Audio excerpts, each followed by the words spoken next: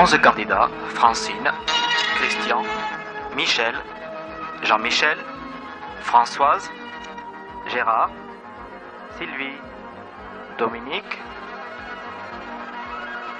Roselyne, Béni et moi-même avons réalisé pour vous ce clin d'œil sur un coin du globe. Ce voyage en Asie du Sud-Est date de 1983. Singapour, Sumatra, Java et Bali pour un mois de découverte. Filmé à l'époque en Super 8 et numérisé en 2024 avec bien sûr quelques corrections d'images actualisées aussi sur les mêmes lieux. 18 heures de vol pour arriver à destination. Bonjour, bonjour, bonjour, bonjour. Bienvenue à Singapour, Singapour, Singapour. Regardez, hop, Singapour, ding. Regardez comme c'est beau, bienvenue à Singapour. Alors pour faire simple et faire court, Singapour, 585 km², 3 millions d'habitants en 1983, oui je précise. Singapour finalement, c'est un point sur la carte, un micro-État, un pays qui bien que n'ayant aucune attache géographique ou politique avec la Chine, est tout de même peuplé en majorité de Chinois.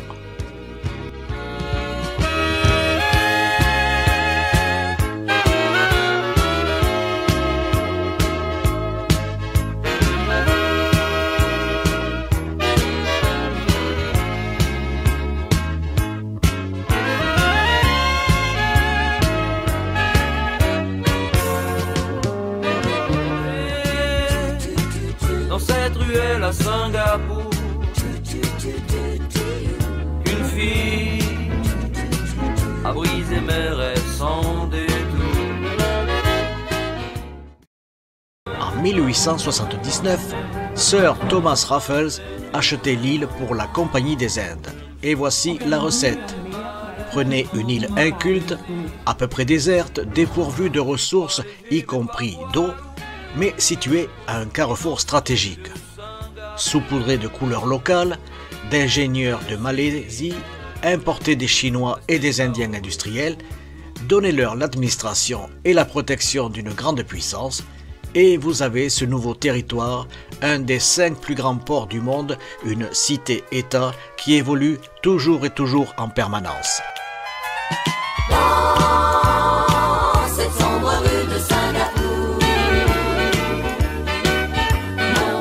Pour la population et les millions de visiteurs annuels, on a aménagé et agrandi des îlots existants, tout un réseau de communication et aussi de distraction artificielle. 12 à 14 millions de touristes sont attendus dans les années 2024. Comment faire tenir sur un si petit territoire tous les habitants ainsi que les visiteurs?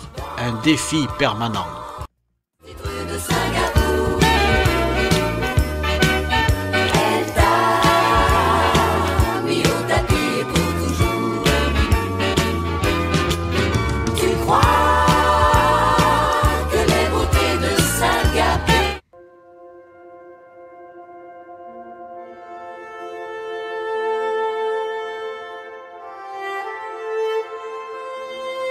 Pendant la Deuxième Guerre mondiale, les Japonais envahissent l'île et en font une base militaire importante.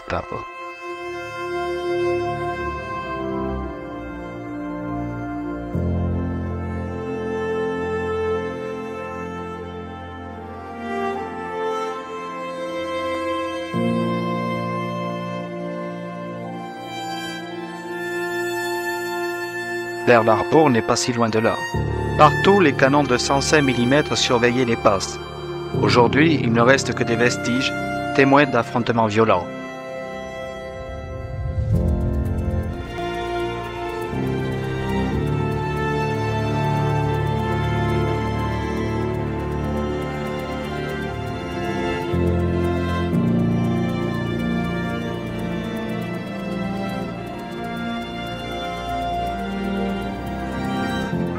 État indépendant depuis le 5 août 1965, Singapour est une plaque tournante du trafic maritime international, légal et illégal.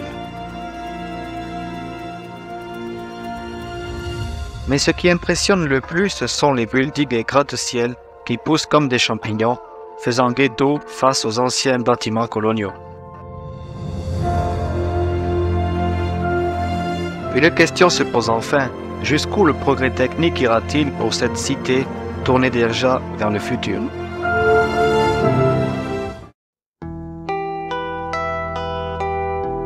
Direction Sumatra, l'une des 13 665 îles réparties dans l'archipel indonésien entre la Chine et l'Australie.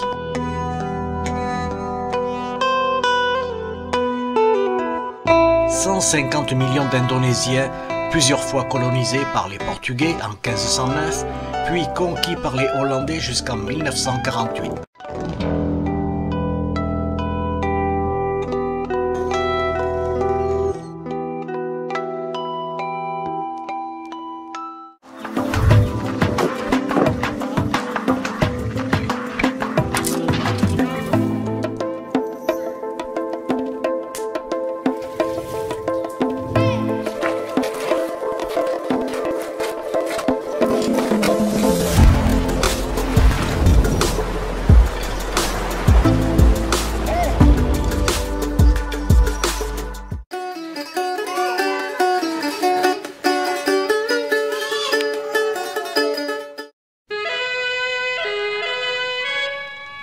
Nous sommes à 1000 mètres d'altitude. Un modeste rafio poussif nous amène sur une terre émergée dans ce grand lac, l'île de Samosir.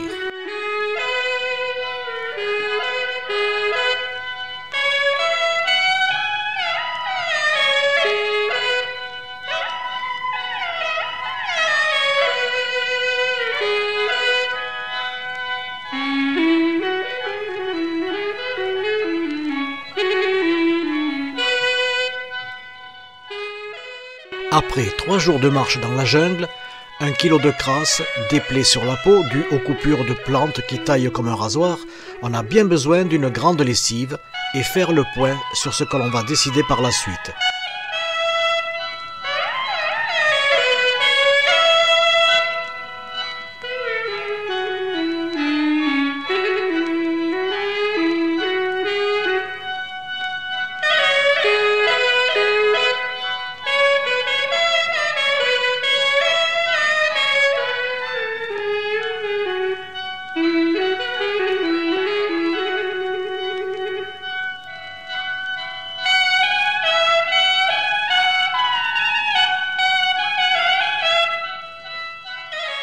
Nous voyageons avec les auberges de jeunesse.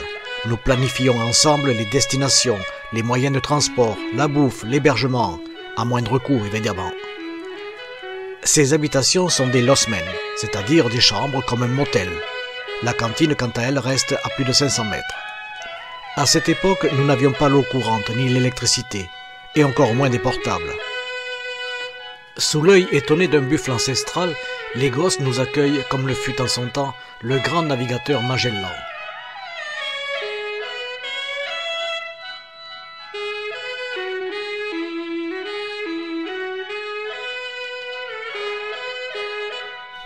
Ici, l'agriculture est la principale activité, bien que le riz soit l'élément de base. C'est le paradis des fruits tropicaux.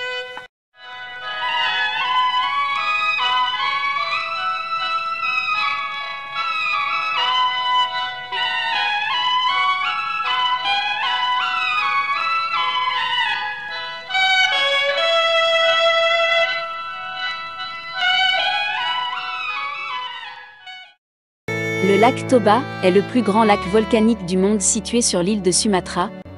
Il est en fait le cratère d'un supervolcan dont la dernière éruption remonte à 74 000 ans. Il est au cœur du pays Batak. Le lac Toba fait environ 100 km en longueur et 30 en largeur. La plus grande profondeur du lac Toba est 505 mètres.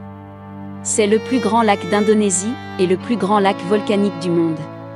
La taille du cratère laisse imaginer l'ampleur des éruptions de ce supervolcan il y a environ 75 000 ans. La dernière éruption a été la plus importante de la Terre en 25 millions d'années. Les populations autour du lac sont pour la plupart des Batak.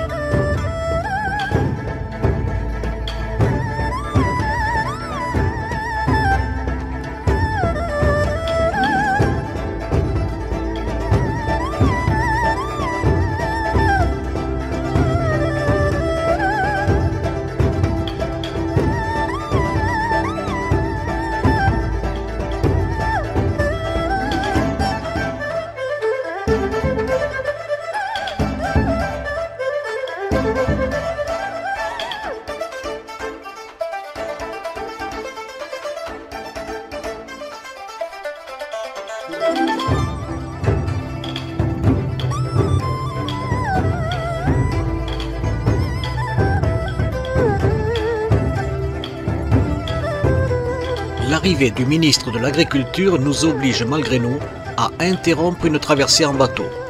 Étant des Européens, nous avons reçu l'ordre d'assister à un discours pompeux, vu que la télévision d'État fera des images sur cette prétendue délégation française, qui n'avait absolument rien à voir. Je me demande où s'arrête ce folklore et le bien fondé de ce pouvoir.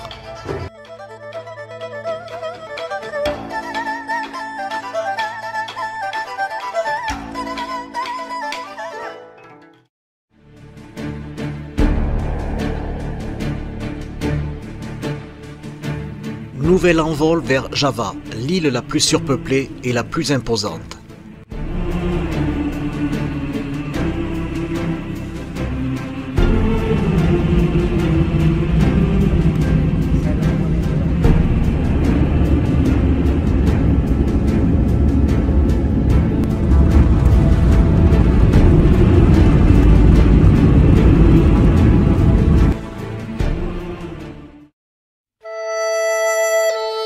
Nous sommes à Jakarta, la capitale, anciennement nommée Batavia.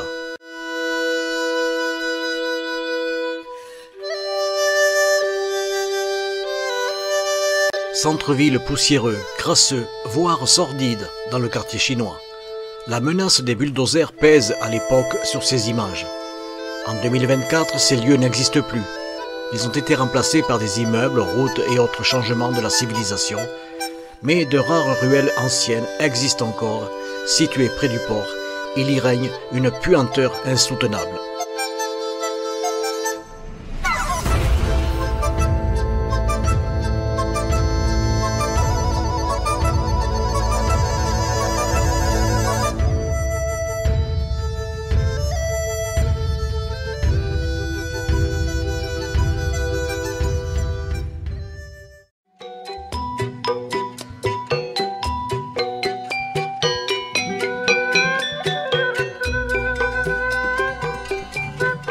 Alors, après avoir traîné dans les bidonvilles, nous avons trouvé enfin un hôtel 4 étoiles, mais ma foi, histoire de se débarrasser de la moiteur, des sangsues encore collées aux chevilles dans cette piscine providentielle.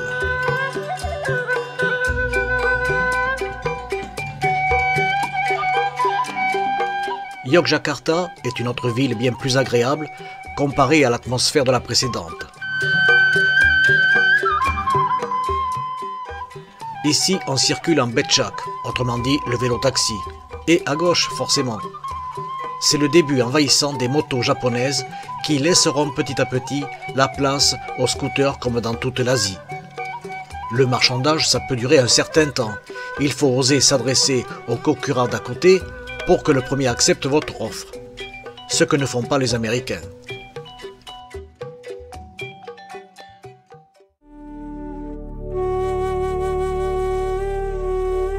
Construit sur une colline, un des plus grands sanctuaires bouddhiques du monde, il a la forme d'une pyramide géante composée de 10 étages superposés. La vie et l'enseignement du Bouddha y sont représentés. Et il est aussi célèbre que le temple d'Angkor au Laos. Ici, toutes les cloches dissimulent des statues de Bouddha. C'est à ce niveau que l'âme du pèlerin atteint l'absolu. Le stupa, ou cloche centrale, renferme toute la connaissance de l'humanité. Mais ce jour-là, nous n'avions pas trouvé la clé.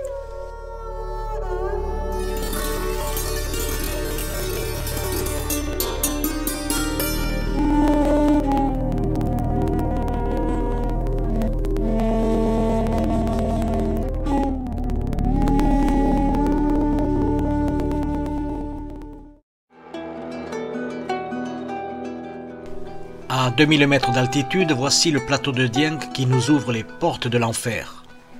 Des cratères liquides bouillonnant de matière en fusion. La température avoisine les 200 degrés. Les semelles de caoutchouc fondent rapidement.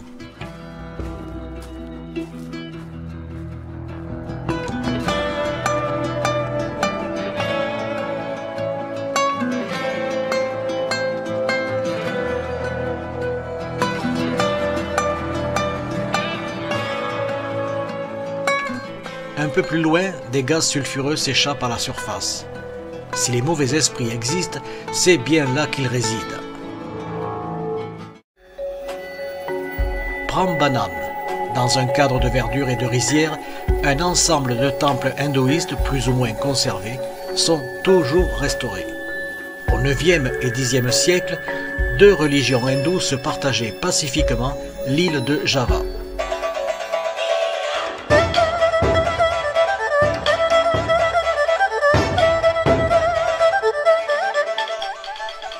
Pour traverser l'île d'est en ouest, pas moins de 12 heures de train pour parcourir 300 km.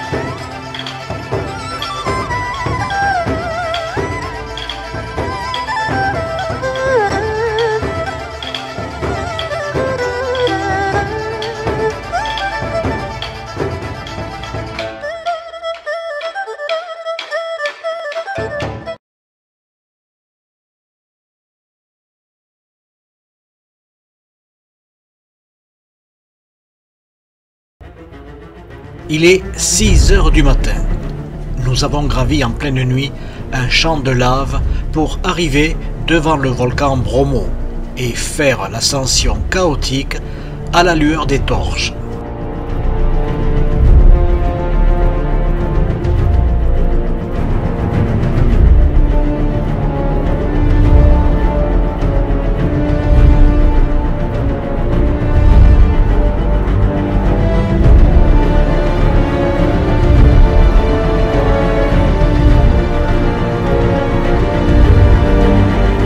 Le cœur du cratère crache ses fumées nocives.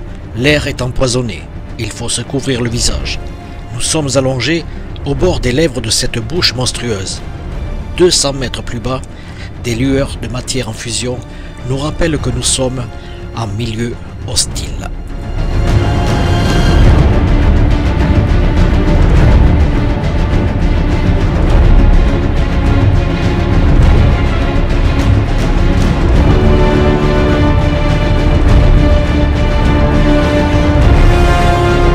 Altitude 2500 mètres, un faux pas sur le sentier circulaire et c'est la mort assurée.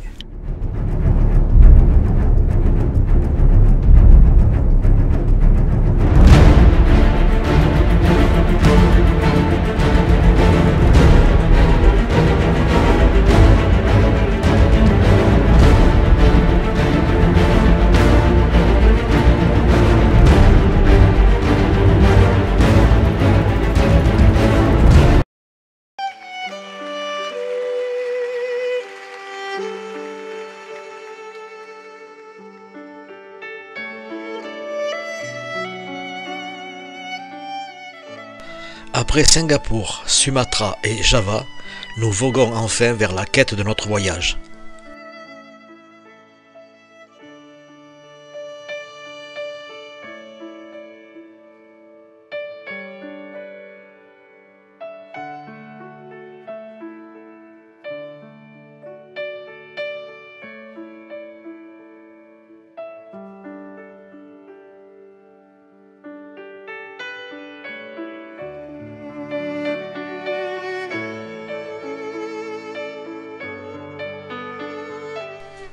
Dans l'archipel indonésien, la mer représente le danger et les démons, alors que la terre, c'est la vie.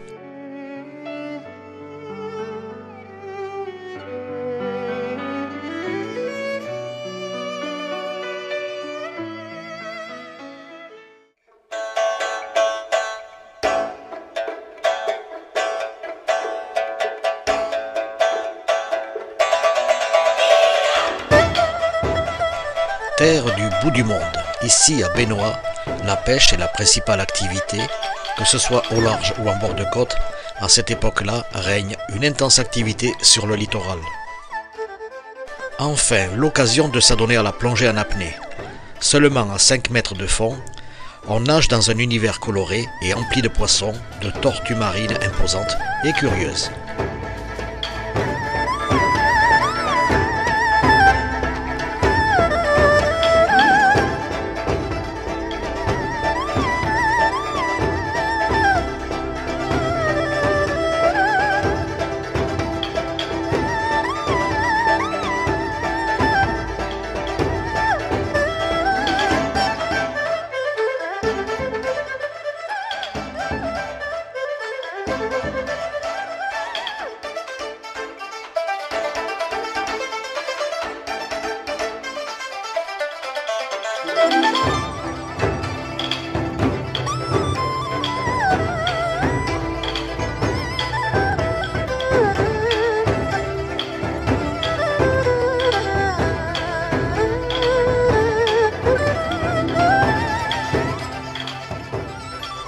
Ces pirogues aux voiles démesurées sont des praos, fabriqués sur place, un excellent moyen de se déplacer aussi à grande vitesse.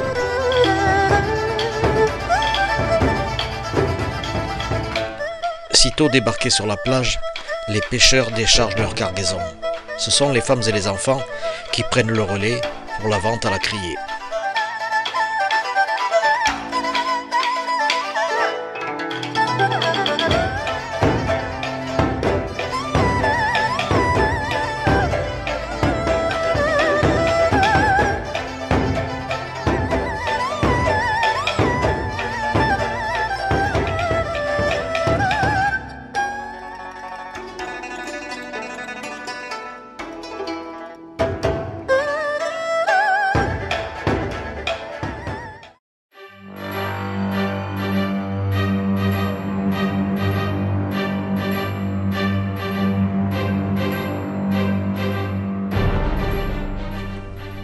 Les tortues luttes sont principalement élevées dans des enclos marins. En 1983, date de ce voyage, des restaurants touristiques n'hésitaient pas à servir à table la viande de tortue en ragoût, alors qu'elle venait juste d'être dépecée vivante, la carapace ouverte à la machette. Spectacle bien surprenant, mais combien horrible tout de même, car cela se passait sous nos yeux.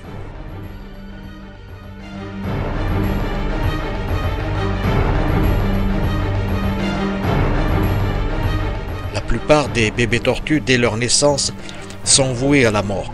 Les oiseaux prédateurs, les serpents, les chiens errants et l'homme en sont les responsables. Mais la vie des espèces continue.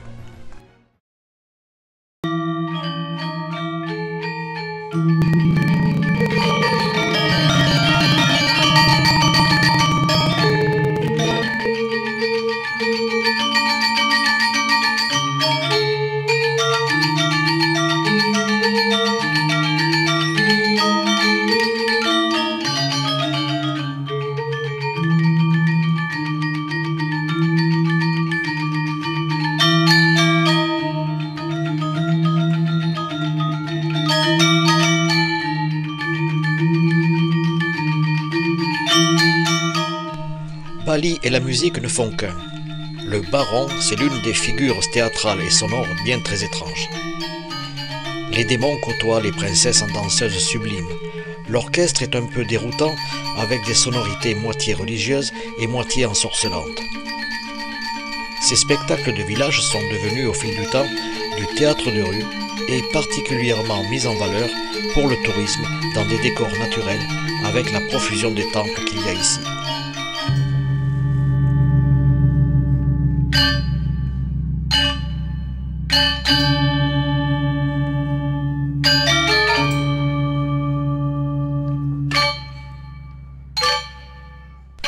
Il faut dire qu'avec les oreilles emplies depuis plus d'une heure de sonorités assourdissantes, on ne peut que être, on va dire, en quelque sorte, subjugué. La sorcière Radha est le mal en personne. Entourée d'une pléiade de monstres, elle convoite aussi les jeunes filles.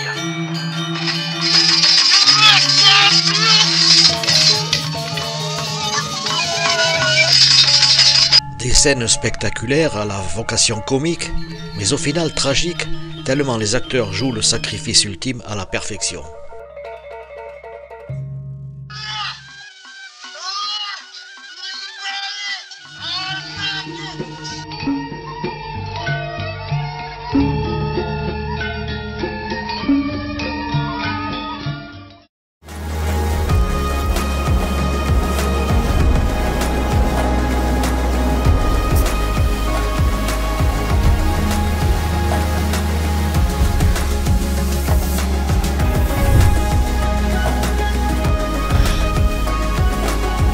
Je vous mets le lien en description de ma vidéo complète sur ce lieu magnifique.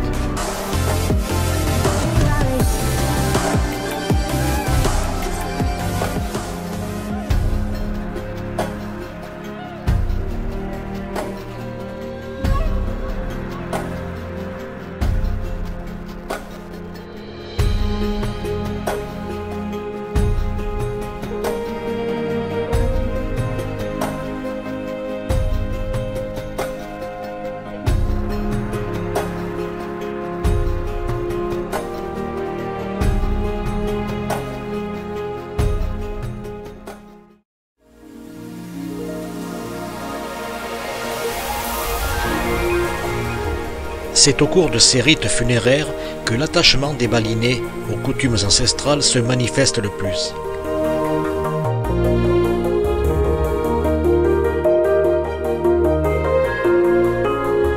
L'âme du défunt qui erre sur terre va enfin pouvoir atteindre le monde surnaturel.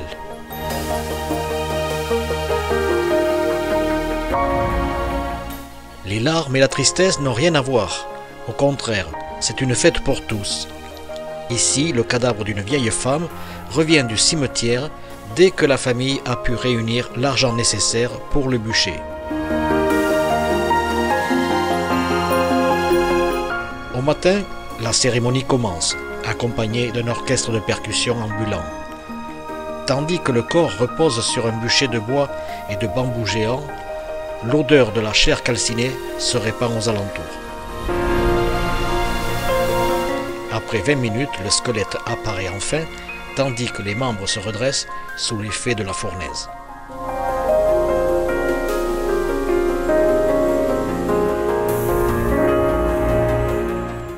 Plus tard, les cendres seront dispersées dans l'eau purificatrice et la vie reprendra son cours.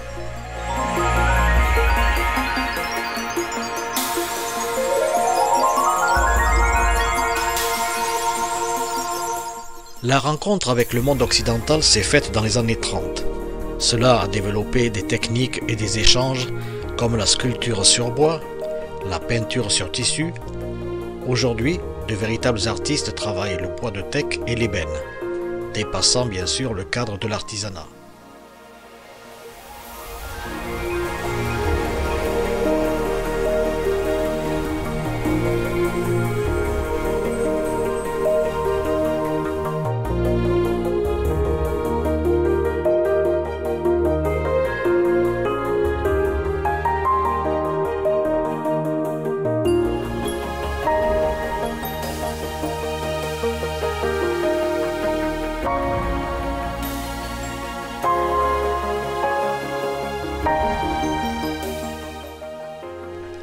Le tissage et la peinture naïve est empli d'une force magique.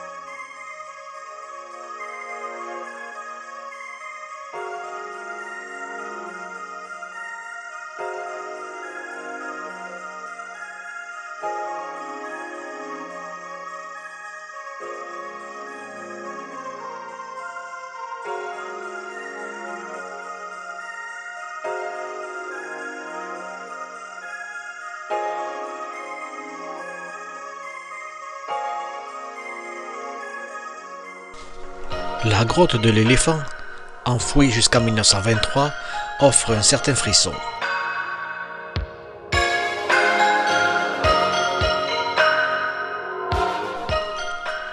L'eau reste le symbole majeur de purification. Tout baliné qui se respecte prend soin de son corps et les enfants s'en donnent à cœur joie.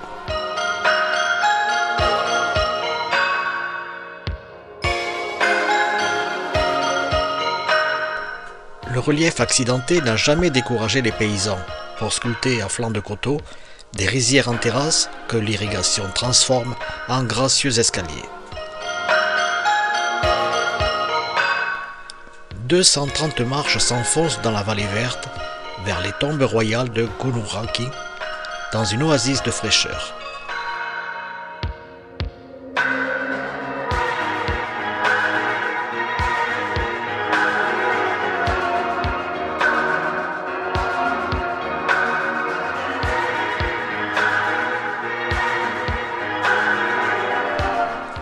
Le sens artistique des balinés, le tressage des végétaux, fleurs et fruits accompagnent toujours les processions. Que ce soit les morts, les dieux ou fêtes de village, c'est un éclatement de couleurs incontournable. Les récoltes seront bonnes si les dieux ont été convenablement honorés.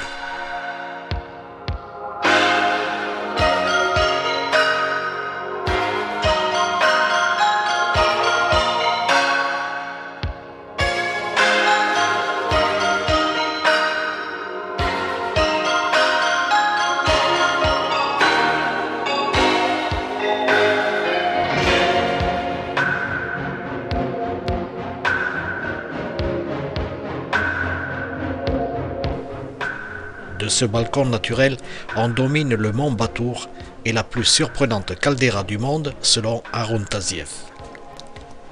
Ces 3 cratères sont seulement assoupis. En 1963, 60 000 maisons et 2500 morts ont été ensevelis sous la lave.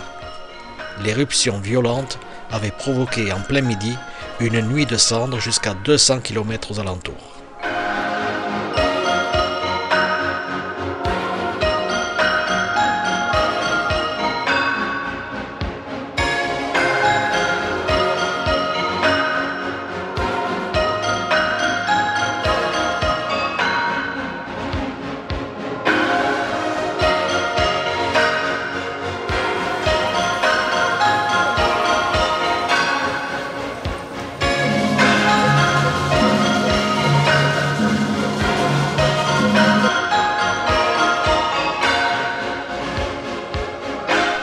Le peuple des singes est le gardien de la forêt de Sangay. Compagnons encombrants, voleurs discrets, ils arrivent par famille entière pour mieux vous détrousser de bananes ou de vos lunettes. Ainsi accompagnés, on pénètre dans la forêt sacrée où les arbres atteignent 60 mètres de haut, ne laissant filtrer qu'une lumière diffuse, où l'on risque à tout moment d'être surpris par un serpent menaçant.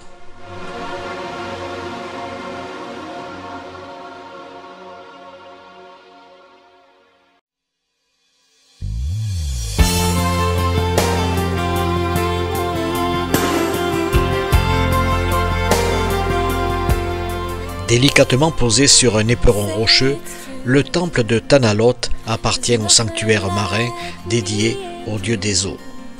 C'est une référence dans la mythologie balinaise, au lieu de pèlerinage, mais aussi le symbole de l'exotisme et du romantisme pour les photographes du monde entier.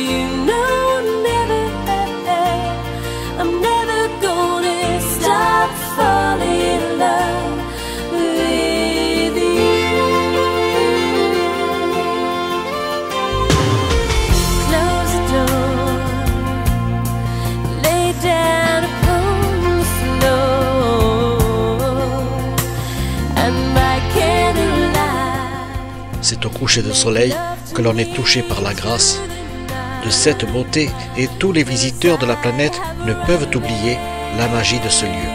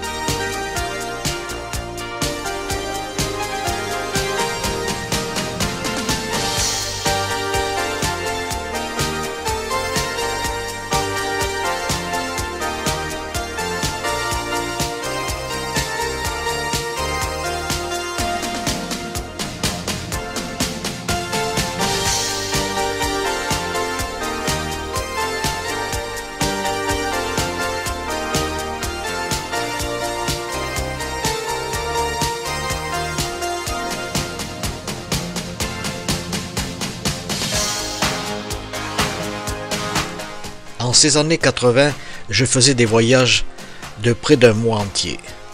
Que ce soit les pyramides, le Grand Canyon, les volcans des Andes, le Sahara, la jungle en Amazonie, ce spectacle est loin de s'oublier encore en 2024.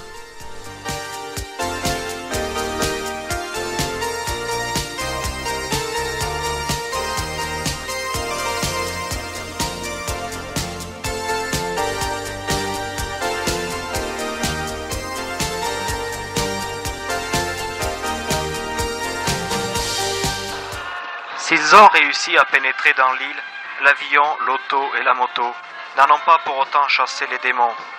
Ils doivent compter avec eux si l'on en croit un tableau célèbre qui décrit le hold-up d'un camion par les puissances de la forêt. Le monde de Bali reste encore celui du mystère de la nature, pris entre la tentation du monde moderne et la force de sa tradition personnelle. Que sera Bali demain ?